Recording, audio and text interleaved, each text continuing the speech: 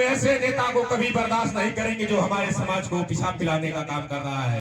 फरवरी के महीने में इस विधानसभा का चुनाव है और सामाजिक परिवर्तन के पुरोधा माननीय काशीराम साहब के चरणों में कोटि कोटि नमन करता हूँ। साथियों, आज भीम आर्मी स्टूडेंट फेडरेशन के इस प्रथम कार्यक्रम में हमारे जनपद में आप सभी आए और इस कार्यक्रम के मुख्य अतिथि के तौर पर चार प्रदेशों के प्रभारी भाई रोहित गौतम जी का मैं अपनी सरजमी पर, मैं अपने जनपद पर आजाद समाज पार्टी भीम आर्मी और जनपद की ओर से आपका स्वागत अभिनंदन करता हूं। आपको आजाद समाज पार्टी भीम आर्मी की तरफ से क्रांतिकारी जय भीम, नीला सलाम। साथियों, भाई चंद्रशेखर आजाद जी ने सहारनपुर की सरजमी से एक बेड़ा उठाया था और पूरे भारत में घूम घूम करके हम जैसे नौजवानों को खोजा और आज भाई चंद्रशेखर आजाद जी, माननीय विनय रतन साहब जी, माननीय कमल सिंह वालिया जी का ये देन है कि आज हम यहाँ पर बैठे हैं, आप सब यहाँ पे बैठे हैं, जो हमारे पदाधिकारी यहाँ बैठे हैं। मैं इसलिए इस बात को दोहरा करके फिर कहना चाहूंगा कि कड़ी से कड़ी हमारे नेता जोड़ते गए और उसी कड़ी की आज ये परिणाम है। Student federation Bhim army Azad Samaj party mission 78 Yuva Morcha तमाम मोर्चे बनाकर भाई चंद्रशेखर आजाद जी ने बहुजन समाज को एक माला में पिरोने का काम किया। साथियों, भाईचारा कमेटियां बना करके पिछड़े समाज को अपने साथ जोड़ने का काम किया।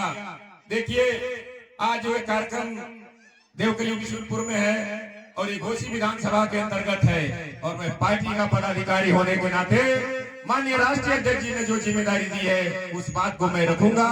इस बात से दुख भी नहीं होना चाहिए। फरवरी के महीने में इस विधानसभा का चुनाव है और आजाद समाज पार्टी प्रत्याशी भी घोषित करेगी।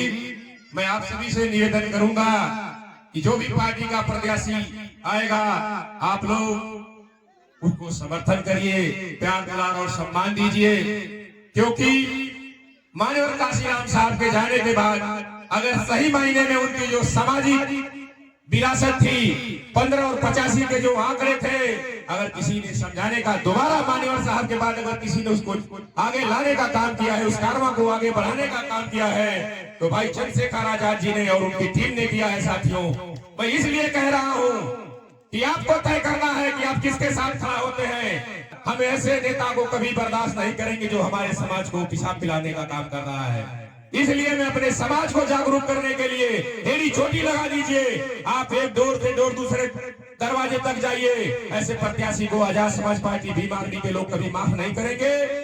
और जो मेरी जीवन की बात बता रहा हूँ, होश की बात बता रहा हूँ, ये तो एक पेशाब की मैंने आपको घटना का उदाहरण दिया है। इसी देश में बाबा साहब का प्रतिमा, फोटो, तस्वीरें जलाई जाती है। इसी भारतीय जनता पार्टी मनुवादी सरकार के में इससे पहले कभी मैंने बाबा साहब की तस्वीर को जलते हुए नहीं देखा, जिन्होंने भारत को गौरवमयी संविधान दिया। साथियों, आप सोचिए कि जब आपके बाबा साहब के ऊपर अंगुली उठती है और उसी समाज के व्यक्ति को हम लोग प्रत्याशी विधानसभा में चुनते हैं, जो आपका छुआ पानी नहीं पीता है, आपके अधिकारों की लड़ाई सदन में उठाएगा, आप हाथ उठाकर बताइए इस बात को।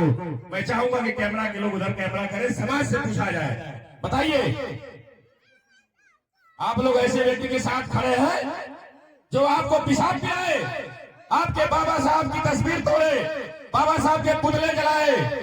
ऐसे व्यक्ति के साथ न हम खड़े होंगे, न हमारे आने वाली पीढ़ियां खड़ी होंगी। हम अब इस मंच से कड़ी निंदा करते हैं और मनवादी कान खोल करके सुन ले, ये आजाद समाज पार्टी भीम आर्मी का जो संगठन है, ये भारत स्तर ही नहीं विश्व स्तर पर इस तरह अपनी पकड़ बनाएगा। साथियों, कि 100 साल से ऊपर का जो हमारा संघर्ष है उसको माननीय चंद्रशेखर आजाद जी इसी बैनर से आप तक पहुंचाएंगे और आपको सत्ता शासन की तरफ ले जा करके बहुजन हिताय बहुजन सुखाय की मुख्य धारा में जोड़ेंगे। साथियों, मैंने अपनी बात भी रखी, अगर मेरी बात से किसी को करो शब्द महसूस हुआ हो तो मैं उसे क्षमा दी जाऊंगा। मैं अपनी बात को समाप्त करता हूँ।